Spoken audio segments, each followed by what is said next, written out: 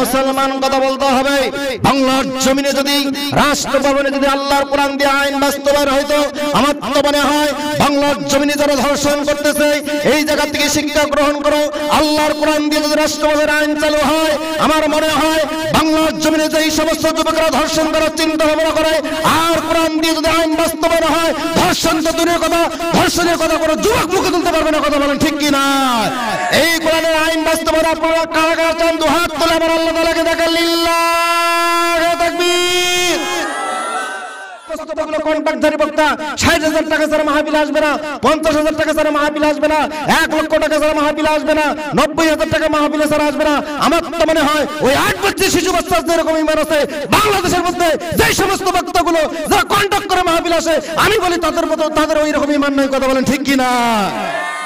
এই জন্য আমি একটি উদ্যোগ নিচ্ছি, ১০০ বক্তা ১ পরিবার। আমার প্রিয় ভাইয়েরা, যাই হোক আমাদের ১০০ বক্তা ১ পরিবার, এটাকে আপনারা সার্চ দিলে আসবে। আপনারা কখনো মাহফিল করলে যদি মাহফিল করতে চান ইনশাআল্লাহ ফোন দিয়েন, মাহফিল করে দেব, কোনো টাকার প্রয়োজন হবে না। আমরা নিজের ইচ্ছায় যাই। আমাদের উদ্দেশ্য হলো রাসূল সাল্লাল্লাহু আলাইহি সাল্লাম দিন প্রচার করতে কোনো টাকার বিনিময়, টাকা দিতে চেয়েছিল কিন্তু কে দিতে চেয়েছিল? আবু জেহেল। শুধু টাকা না, বাড়ি গাড়ি নারী যা আছে সব দিতে চেয়েছে, কিন্তু আমার নবী কি নিচ্ছে? দন্দন মোবারক শহীদ করছে কিনা?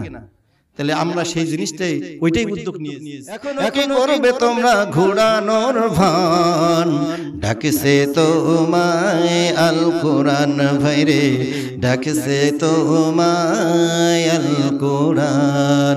সবার কিসমতে নেমেছে আধার, ভরে গেছি পাপে নেমেছে জুলমাত।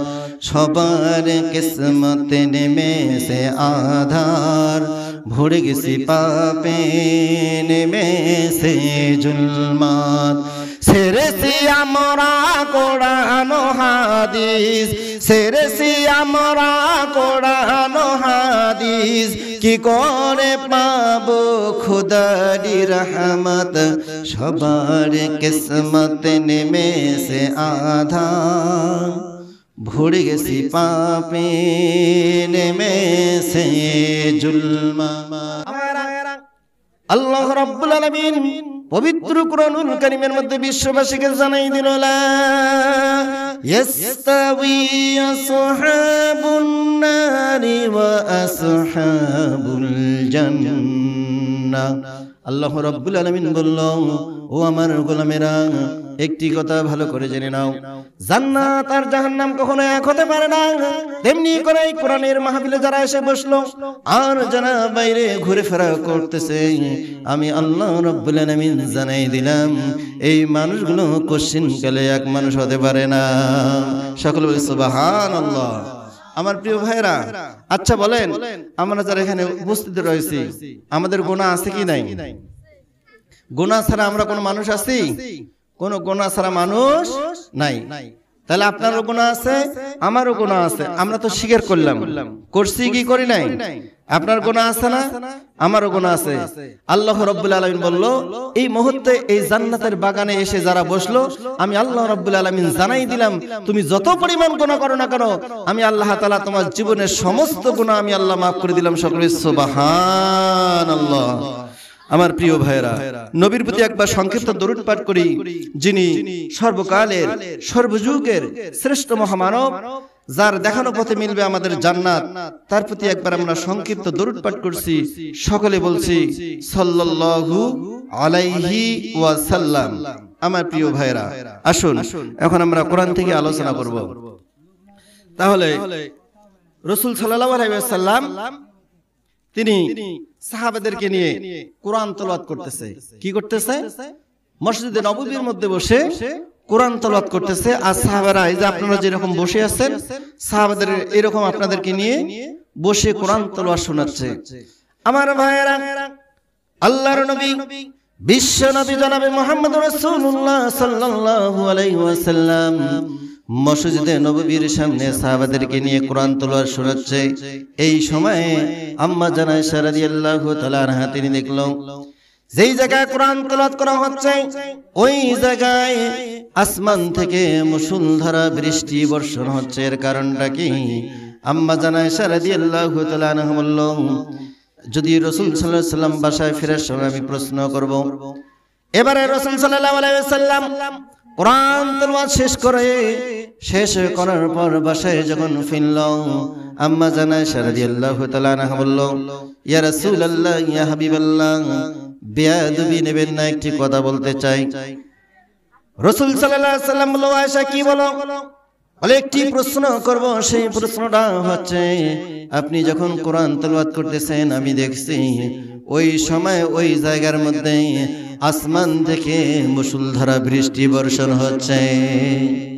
রাসূল সাল্লাল্লাহু আলাইহি ওয়াসাল্লাম বলল, ও আয়েশা, তুমি কি জানো না যেই জায়গায় কোরআন থেকে কথা বলা হয়, কোরআন তেলাওয়াত করা হয়, সেই জায়গার মধ্যে আল্লাহ রাব্বুল আলামিন আসমান থেকে সাকিনা অবতীর্ণ করে দেয় বৃষ্টির ন্যায়। সকলে বলি সুবহানাল্লাহ। আল্লাহ তাআলা পবিত্র কোরআনুল কারীমের মধ্যে বলল, কুল বিফাদলিল্লাহি ওয়া বিরহমাতিহি ফাবিযালিকা ফালইফরাহু ওয়া হুয়া খায়রুম মিম্মা ইয়াজমাউন। সকল বলছে আল্লাহু আকবার। আল্লাহ তাআলা বলল, ও আমার গোলামেরা, ও আমার বান্দারা, তোমরা কি আমার রহমত পেতে চাও?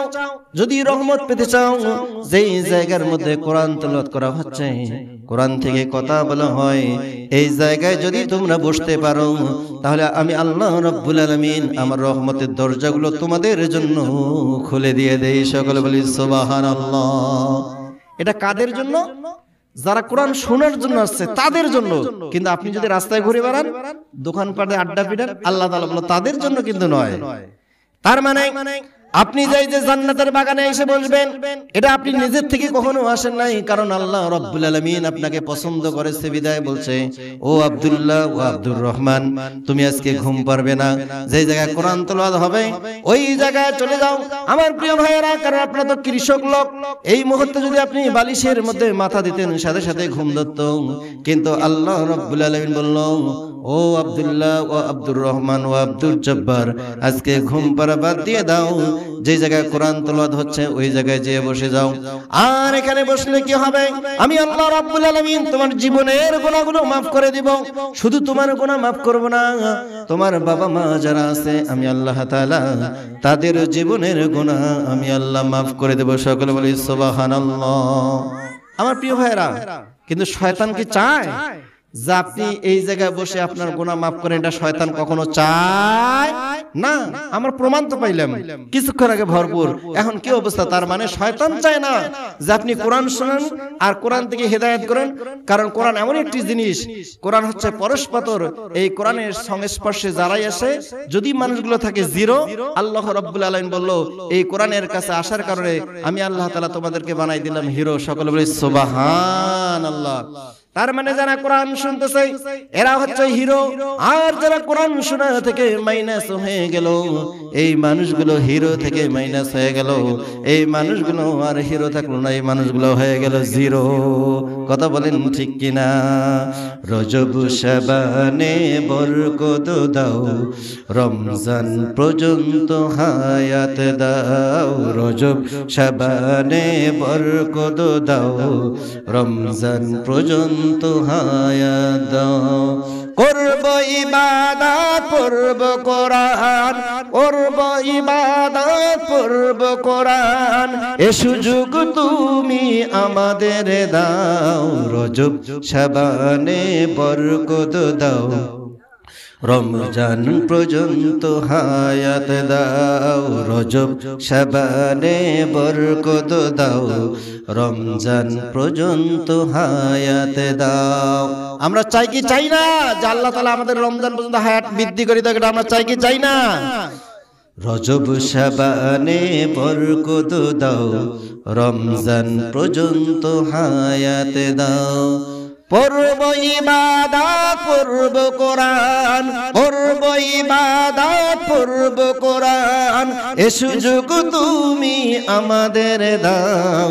রজব শাবানে বরকত দাও, রমজান পর্যন্ত হায়াত দাও। কথা বলেন ঠিক কিনা? আমার ভাইয়েরা, আল্লাহ তাআলা এই মুহূর্তে পবিত্র কোরআনুল কারীমের মধ্যে জানাই দিল, ইয়া আইয়ুহাল্লাযীনা আমানু কুতিবা আলাইকুমুস সিয়াম কামা কুতিবা আলাল্লাযীনা মিন ক্বাবলিকুম লাআল্লাকুম তাত্তাকুন। সকলে বলছে আল্লাহু আকবার। একবার আল্লাহু আকবার বললে আল্লাহ রাব্বুল আলামিন বলেন আমি 3টা পুরস্কার দেই। বলেন তো কয়টা? আল্লাহ রাব্বুল আলামিনের কাছে ফেরেশতারা ফরিয়াদ জানাচ্ছে, আল্লাহ আজকে আপনি দেখেন যেই যুবকগুলো ঘুম পাড়া বন্ধ করে দিল, মোবাইল চালা বন্ধ করে দিল, যেই যুবকগুলো আপনার কোরআন শোনার জন্য আসলো, ও আল্লাহ কাকিনিয়া চৌরাটারির যুবকদের দেখো আজকে সমস্ত যুবকগুলো মোবাইলের সাথে কিতারা করলো, জিহাদ করলো, মোবাইলকে লাথি মেরে দিয়ে কোরআন শোনার জন্য যারা আসলো, ও আল্লাহ এই যুবকগুলো কি আপনাকে দেখেছে? আল্লাহ তাআলা বলে না, কোশ্চিন কালে তো আমাকে দেখে নাই, আপনার হাবিবকে কি দেখেছে? আমি এক বাক্যে বলবো না, আসলে আমরা তার রাসূলকে দেখি নাই, জান্নাত দেখি নাই, জাহান্নাম দেখি নাই। আল্লাহ তাআলার কাছে ফেরেশতারা ফরিয়াদ জানাচ্ছে, আল্লাহ আপনাকে না দেখলো, না দেখার পর যে মানুষগুলো এই কোরআন শোনার জন্য আসলো, এই মানুষগুলোর জীবনে যতক্ষণ তাদের গুনাহগুলো মাফ করে দেবে না, আমরা ফেরেশতারা ততক্ষণ পর্যন্ত তোমার দরবার থেকে হাত তোলা বন্ধ করব না। সকলে বলি সুবহানাল্লাহ। তার মানে আপনার জন্য দোয়া করতেছে, আমার জন্য দোয়া করতেছে আল্লাহ রাব্বুল আলামিনের কাছে, ও আল্লাহ এই বান্দাগুলোর জীবনের সমস্ত গুনাহগুলো তুমি আল্লাহ মাফ করে দাও। আল্লাহকে প্রশ্ন করবো, আল্লাহ তুমি তো 3টা পুরস্কারের কথা বললে, প্রথম নম্বর পুরস্কারটা হচ্ছে আল্লাহ তাআলা বলল যে মানুষগুলো কোরআন শোনার জন্য আসলো আমি আল্লাহ তাআলা তাদের জীবনের গুনাহ মাফ করে দিলাম। দ্বিতীয় নম্বর আমি আল্লাহ রাব্বুল আলামিন যেই বান্দাগুলো কোরআন শোনার জন্য আসলো এই বান্দাগুলোর বাবা মার জীবনের গুনাহ আমি আল্লাহ মাফ করে দেই। সকলে বলি সুবহানাল্লাহ। আমার ভাইয়েরা এইটা একটু উল্টা হয়ে গেছে। আপনার বাবা যখন বেঁচে থাকে, আমার মা যখন বেঁচে থাকে, কোন সন্তান বাবা মার কোনো খবর নেয় না। আর যখন বাবা মা মারা যায় এই সময়ের মধ্যে সে কি করে? একটি হোক 2টি হোক গরু জবাই করে এলাকার লোকজনকে ডাক দিয়ে খাওয়ায়। কথা বলেন ঠিক কিনা? জিন্দা থাকতে এক মুঠো ভাত, জিন্দা থাকতে এক মুঠো ভাত দেউনি মা বাবার মুখে, মরলে পরে খাওয়াও পাড়ার লোককে। ও ভাই মরলে পরে খাওয়াও পাড়ার লোককে। কথা বলেন ঠিক কিনা? এমনও যুবক আছে, এমনও সন্তান আছে, তারা কি করবে? এই যে রমজান মাস আসতেছে, মা কি খাইলো, বাবা কি খাইলো কোনো খবর নেবে না। আর যখন বাবা মা মারা যাবে মানুষকে দেখানোর জন্য কি করে? গরু কুরবানি করে, তাদেরকে খাওয়ার আয়োজন করে। আমার আল্লাহ রাব্বুল আলামিন বললেন এইরকম 1টা 2টা না 1000টা গরু কুরবানি করে যদি তুমি মানুষকে খাওয়াও এই জায়গায় কোনো ফায়দা হবে না। কথা বলেন ঠিক কিনা? আল্লাহ তাআলা বলল, ও চৌরাটারির যুবকেরা তোমরা চলে আসো, আজকে কোরআনের কথা যেখানে বলা হচ্ছে এই জায়গায় তুমি যদি এসে বসতে পারো তাহলে আমি আল্লাহ রাব্বুল আলামিন তোমার গুনাহ মাফ করব, তোমার বাবা মার গুনাহ মাফ করে দেব। আর এই জান্নাতের বাগানের আশেপাশে যতগুলো কবর আছে আমি আল্লাহ রাব্বুল আলামিন 40 দিনের জন্য এই কবরবাসীগুলোর আযাবগুলোকে বন্ধ করে দিয়ে দেব। সকলে বলি সুবহানাল্লাহ। একটু জিকির করি লা ইলাহা, জোরে জোরে লা ইলাহা ইল্লাল্লাহ, লা ইলাহা। হায়াতের মালিক সেই আল্লাহ, মৌতের মালিক সেই আল্লাহ, লা ইলাহা ইল্লাল্লাহ, জোরে লা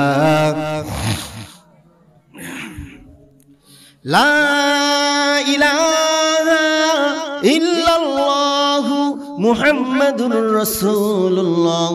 সকলে বলি সাল্লাল্লাহু আলাইহি ওয়াসাল্লাম। আমার প্রিয় ভাইরা, আলোচনার মূল পয়েন্ট, আলোচনার শিরোনামটা আপনাদেরকে জানাই দিচ্ছি, মানুষ ভালো না কুকুর ভালো? কি বললাম? আজকে যে আলোচনা সেটা হবে মানুষ ভালো না কুকুর ভালো। প্রশ্ন একটা। এবারে মানুষ ভালো না গরু ভালো? এবারে মানুষ ভালো না খিনজির ভালো? প্রশ্ন কয়টা হলো বলেন তো দেখি? কোরআন থেকে আমি সমাধান দেব, আসুন তো দেখি।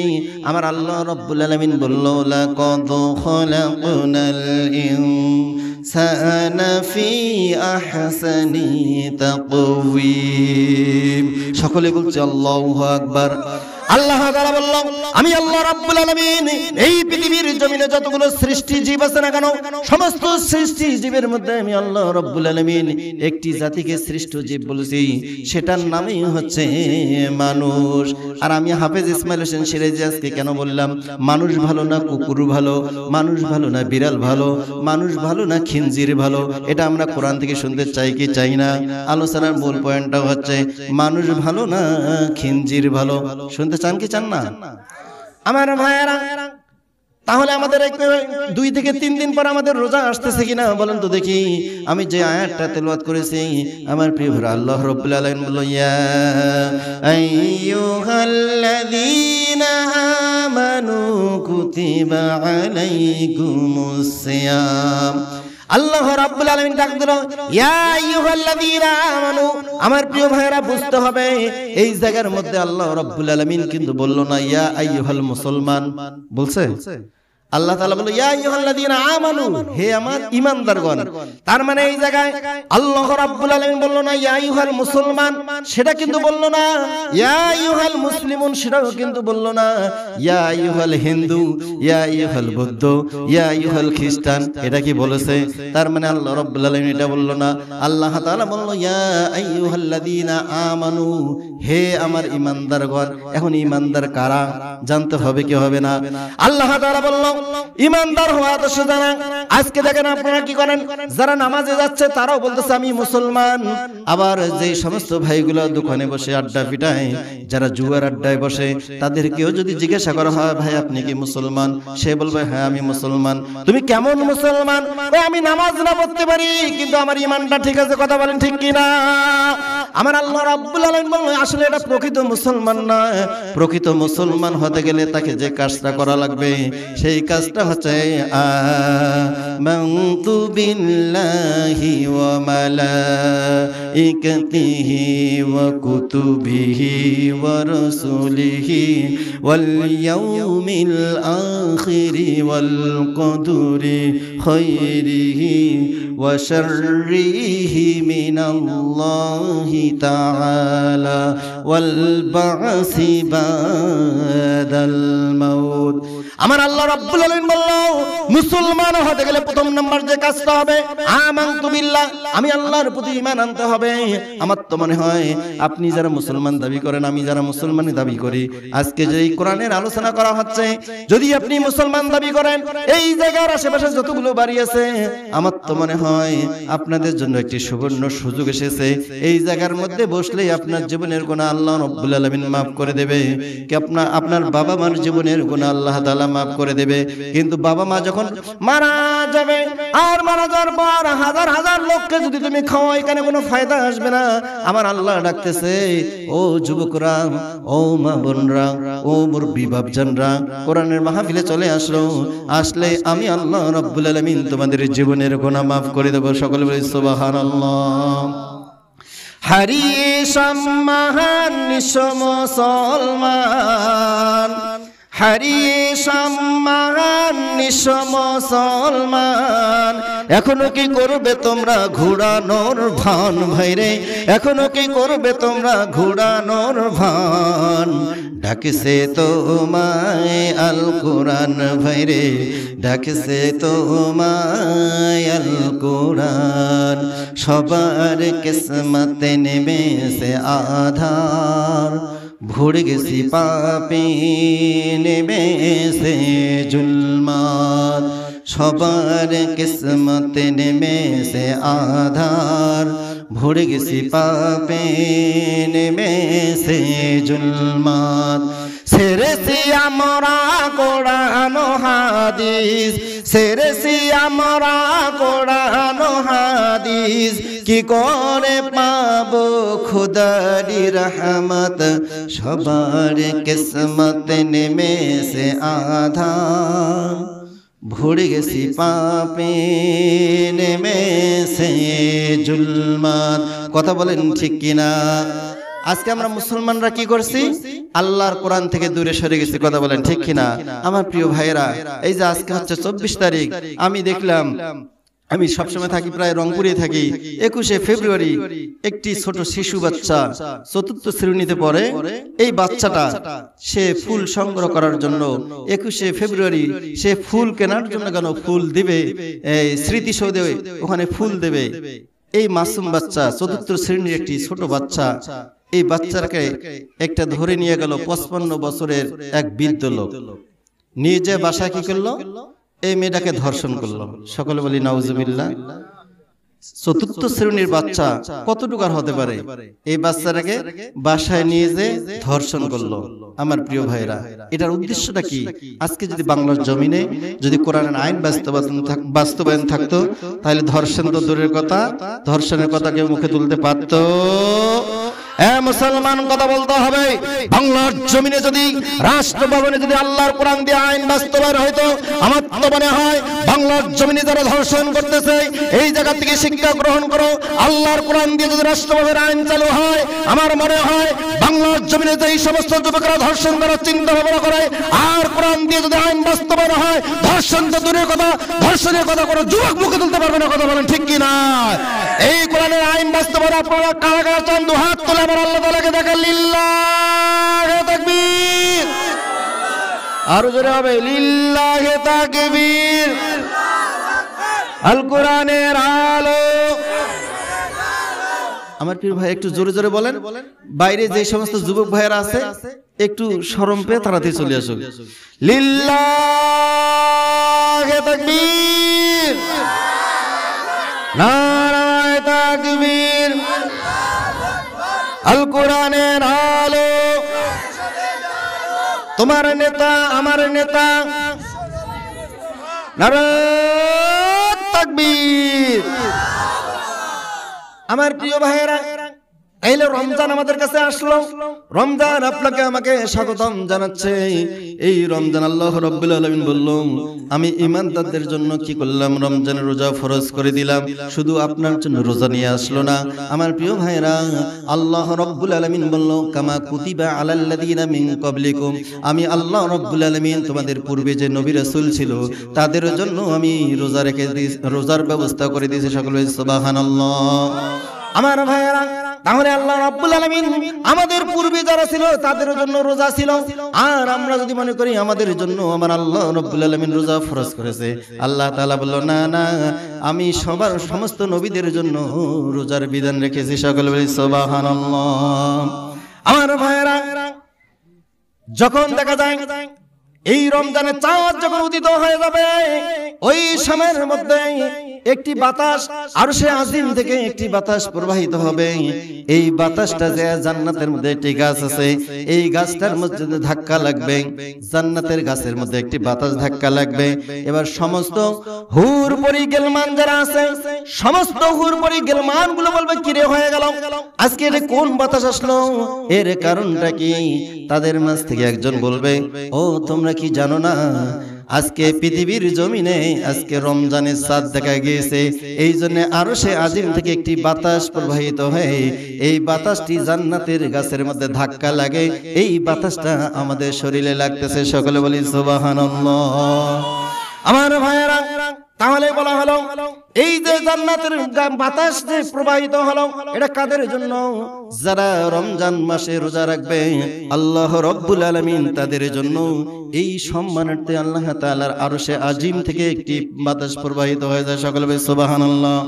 শুধু কি তাই, আল্লাহর নবী বিশ্ব নবী জনাবে মুহাম্মদ রাসূলুল্লাহ সাল্লাল্লাহু আলাইহি সাল্লাম তার পবিত্র জবানে জানাই দিল, গোটা বিশ্ববাসীকে একটি রেকর্ড করে দিল, যে কথাটা আল্লাহ রাব্বুল আলামিন তার হাবিবের মাধ্যমে যে জিনিসটা জানাই দিল, ইন্নাল জান্নাতা তুযাকযাফু লি রমাদান হাউলিন ইলা হাউলিন কাবিলিন। আল্লাহ তাআলা বলল, তোমরা যারা রোজা রাখবে, আমি আল্লাহ রাব্বুল আলামিন তোমাদের জন্য যে সিস্টেমটা আমি তৈরি করছি সেই সিস্টেমটা হচ্ছে আমার প্রিয় ভাইরা, এই যে আজকে মাহফিল করা হয়েছে, ডেকোরেশন করা হয়েছে কিনা, মাইকের ব্যবস্থা করা হয়েছে, পোস্টারিং করা হয়েছে, এর কারণটা কি? এই জায়গার মধ্যে মাহফিল হবে। আমার আল্লাহ রাব্বুল আলামিন বললেন, ও দুনিয়ার গোলাম, ও আমার বান্দারা, একটু শব্দ ভালো করে জানো, এই মাহফিলটা শেষ হওয়ার সাথে সাথে সামিয়ানাগুলো খুলে ফেলা হবে, সামিয়ানার এখানে টাঙ্গানো হবে না। আর আমি আল্লাহ রাব্বুল আলামিন আসমান এবং জমিনটাকে ডেকোরেশন করি 1টি বছরের জন্য। সকলে বলি সুবহানাল্লাহ। তাহলে রোজার গুরুত্ব আছে কিনা?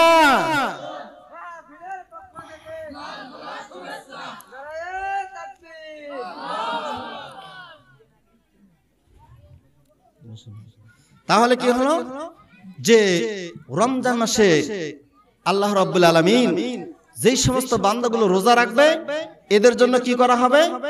রমজানের কারণে তাদের জন্য আল্লাহ রাব্বুল আলামিন সম্মানার্থে এই আসমান এবং জমিনটাকে 1টি বছরের জন্য ডেকোরেশন করে। সকলে বলি সুবহানাল্লাহ। কয়টি বছরের জন্য? 1টি বছর।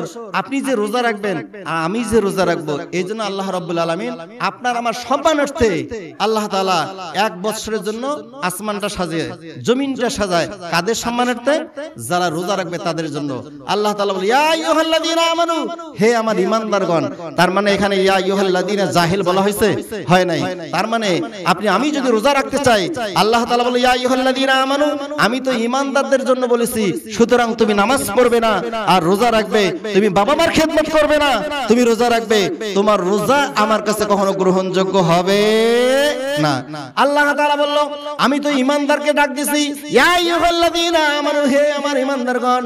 তার মানে যাদের ভিতরে ঈমান আছে আমার প্রিয় ভাইরা, এই মানুষগুলো শয়নে স্বপ্নে সবসময় আল্লাহ রাব্বুল আলামিনকে ভয় করে কথা বলেন, ঠিক কিনা?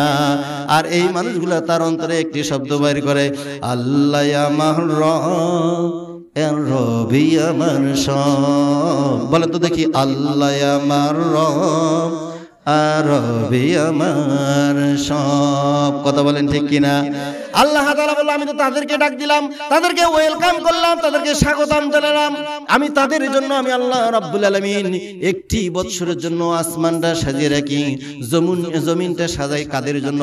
হাজার হাজার লক্ষ লক্ষ কোটি কোটি ফেরেশতা দিয়ে আমি আল্লাহ রাব্বুল আলামিন এই পৃথিবীটা ডেকোরেশন করি। সকলে বলি সুবহানাল্লাহ। তাহলে রমজানের রোজা রাখা লাগবে কি লাগবে না? আমরা চাই কি চাই না রমজানের রোজা রাখবো? আমরা চাই কি চাই না? শুধু চাইলেই হবে? নামাজ আউয়ালু মা ইউহাসাবু বিহিল আবদু ইয়াউমাল কিয়ামাতিস সালাহ। সর্বপ্রথম বান্দার হিসাব হবে নামাজে। আপনি যদি রোজা রাখেন আর যদি নামাজ না পড়েন তাহলে হবে? আল্লাহ তাআলা বলে, এটা কিন্তু ঈমানদার না, এটা ঈমানদারের পরিচয় নয়। আপনার বাড়ির পাশে হিন্দু আছে কিনা? আছে না? হিন্দু আছে, ওরা কি রোজা রাখে? কে বলছে রাখে না? রোজা রাখে না। তবে আমরা আরবিতে বলি রোজা, আমরা কি বলি? আমরা তো রোজা বলি, ওরা কিন্তু রোজা বলে না। ওরা কি বলে? এই যে আমার প্রিয় বন্ধু বলছে উপবাস। কি বলে? আল্লাহ তাআলা বলল, তোমরা যারা নামাজ পড়বে না আর যারা রোজা রাখবে, আমি আল্লাহ রাব্বুল আলামিন জানাই দিলাম, ওই হিন্দুগুলো যেমন রোজা বলে না, ওরা কি করে? ভাত খায় না, কিন্তু আবার নাস্তা মানে সবকিছু খায়। আমার প্রিয় ভাইয়েরা, ঠিক একই অবস্থা। ওরা যখন রোজা বলে না, ওরা বলে উপবাস। তোমরা যারা রোজা রাখবে আর নামাজ বندگی করবে না, কোরআন তেলাওয়াত করবে না, আমি আল্লাহ রাব্বুল আলামিন জানাই দিলাম, এটাও কিন্তু তোমার রোজা হবে না, কারণ এটা হবে তোমার উপবাস। কথা বলেন ঠিক কিনা?